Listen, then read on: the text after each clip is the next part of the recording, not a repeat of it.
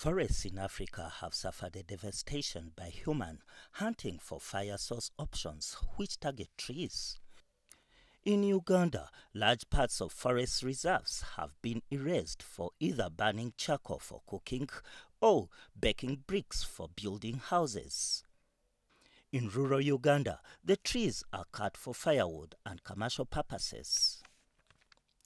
Rose Twine is the proprietor for EcoStove, which technology is believed to relieve trees.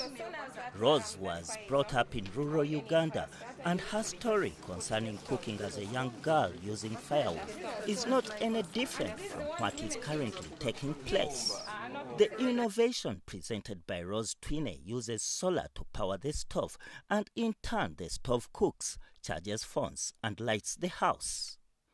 One of the house chores were to look for firewood, and it was very taxing. You dread going out for firewood because in early 70s, 80s, we had problems finding firewood.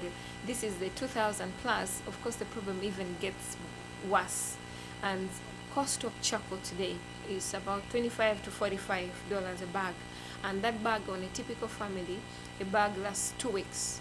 A family using 2 bags, which is $50 a month. Climate change is for real and it's man-made, with contributions from Africa centering around the cooking practices which involve the chopping of trees. One, the EcoStove has an inbuilt air system, so that increases the efficiency, much efficiency, because by switch of a button, the air starts flowing to the stones and then it burns much faster. Also, it uses stones, and that is the uniqueness of the EcoStove. The stones which are reusable up to 2 years. Now, all the current stoves on the market, which are local stoves, locally produced, use charcoal or firewood, which contributes to deforestation and climate change. The EcoStove has permanent solutions towards household economic indices that saves both the environment and earnings that would have otherwise been spent on charcoal. Today, and us coming up with a solution was to be able to solve that problem that we knew existed, and among which not only was the cost, but also the cost of the environment. You find that the rate of deforestation, Uganda has a population of 34 million people, and on average a family has about 5 people in a home. Now you find that 5 people in a home, that would make about 7 to 8 million homes in Uganda. 10% of those only can access and afford electricity. The EcoStove is also solving health-related conditions resulting from indoor pollution emitted by firewood, charcoal, and kerosene lamps for light. Children in the rural areas depend on kerosene to read or to revise or to compete in education, and they're inhaling this. For health purposes, we wanted a solution. So with an EcoStove which has solar attachment, they're able to use the lights we provide, they're able to cook using reusable stones, so not only are they saving the money on kerosene, but they are also saving their health. The EcoStove is also suitable for over 90% of Uganda's homesteads, who mostly depend on the forests for sources of their heat. But then again, the challenge is when you put the EcoStove, put the solar attachment, put the stone, by the time you put the stove, the package it together, the cost is so high, not so high, but so high to be afforded by a person who doesn't earn a living, who depends on her plantation, to feed her family, who can afford only kerosene for the night. So it becomes again expensive. This is why we needed to join the Jumpstart Africa to be able to, have them help us so that we could reduce on the cost of production, be able to import those solars, be able to to bring the stones in, so we can assemble them here, and then we're able to help the next person that really needs this EcoStove. Like any other new innovation and technology, the EcoStove is too faced by various challenges that must be solved as solar cooking penetrates the market. The challenge we found in EcoStove, I said from when it was incubated, we found that the cost of production was high and high. One, because in Uganda, we're landlocked. We actually get to import everything to come up to Mombasa and then bring everything into the country. There's a cost implication to that. Now you find that the material, everything we use to manufacture, which we manufacture locally in our workshop, We do them locally here, but everything else we buy, and we buy it from the next person who wants to make profit on top. So what we wanted, or what we want, or what we need help with, is to be able to assemble the solar locally, import them from Europe, import them from the US, from China, wherever, bring the solar battery, solar panel, have an assembling plant in Uganda, and then we're slicing the cost of production by half. They were able to reduce the cost of production, and all that put together, they bring a cost of a stove under $100, which is our main target. Currently, a stove is about $150, $170, a single burner. With the solar, with the lights, with phone charging, it has those basic needs of life, which makes it unaffordable, which does not help us achieve our goals and our visions, which we wanted to be able to help the person who needs it.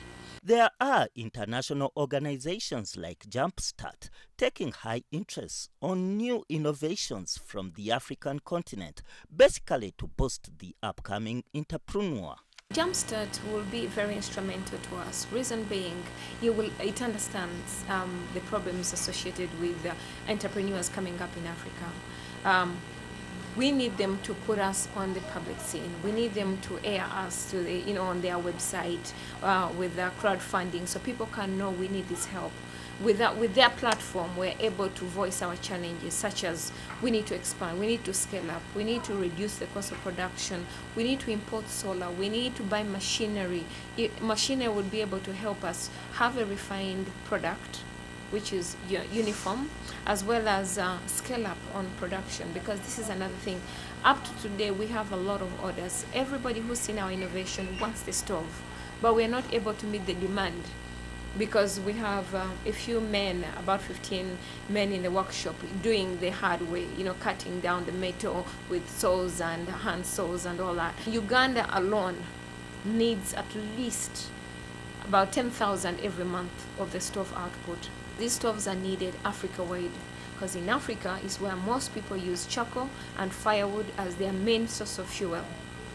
The electricity and gas is very expensive. It's for a certain class of people, and the majority are a certain class who actually contribute to deforestation as well as climate change, which it affects everybody the same. There are volumes of these stones used in EcoStove which are not known to people. The fortunate few people use them for minor responsibilities, not knowing the value they hold when they are ignited for cooking. In Uganda, we have more than 20 sites in the north, in the east, in the west, as well as most parts of southern Lake Victoria around there. We have a lot of stones which we have discovered that can actually last more than 200 years. We have them in Kenya, we have them in South Africa, we have them in Rwanda, in Congo, in Sudan. Africa is sitting on a gold mine. These are heat retenant stones. So this is our secret, or was our secret into the innovation, until people now have just started to realize, oh, my backyard stones can actually do this. And what we've done, we're starting to buy it off them, and we're doing them a favor by extracting them so that they can have land to cultivate, and we're using them to cook. These stones are the magic ingredient that make EcoStove what it is. For example, this is our typical stone we use to cook, which is smoke-free. Now, within 6 months, it will have become this size, so to speak. And within 2 months or 1 month, it will be shrinking, and then it will start wedging itself between, the insulation. So we throw that away. It will not be any use because we cannot recycle it. This bag in a single burner, this will last 1 year. So in a family, we give them 2 of these bags, and these bags will last them 2 years. 2 bags for 2 years, or in a single stove, which is the basic needs, to cook on a single stove. But we have various sizes. The EcoStove has hit the Ugandan market, and whoever learns about its abilities wants to go back with it at home immediately. The stove solves real issues, including bills for electricity to provide light and phone charging, but most importantly, the cooking energy. Compiled and presented by Hans Chaze.